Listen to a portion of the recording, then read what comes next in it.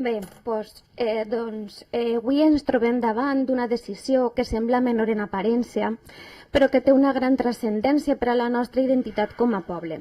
El canvi del festiu local que fins al 2024 havia estat el 24 d'agost.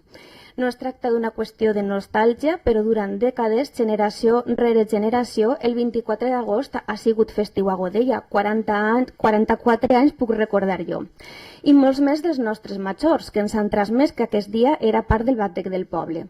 Un dia que no només formava part del calendari laboral, sinó que estructurava les nostres festes i la manera en què se vivien, i el dia 24 era el punt i final de més o menys 10 dies de festa.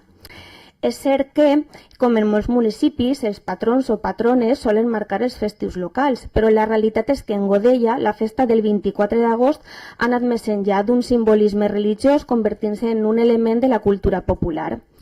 Quan el Partit Popular va arribar al govern es va decidir canviar aquest festiu, però quin ha estat el resultat? Doncs ara ja tenim la primera experiència del 20 de gener, el matí de la festivitat va estar pràcticament buit de gent, amb una participació molt escassa, reduïda, quasi exclusivament a les persones majors que no han de desplaçar-se a treballar fora.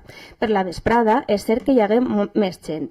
I bueno, al final nosaltres el fet que el 24 d'agost del 2025 vaig a caure en cap de setmana, amb aquí hi ha l'impacte real d'aquest canvi. Però què passarà en el proper any, en el 2026? Pues que el 24 d'agost caurà un dilluns. Les botigues estaran obertes, l'Ajuntament també, hi haurà mascletà.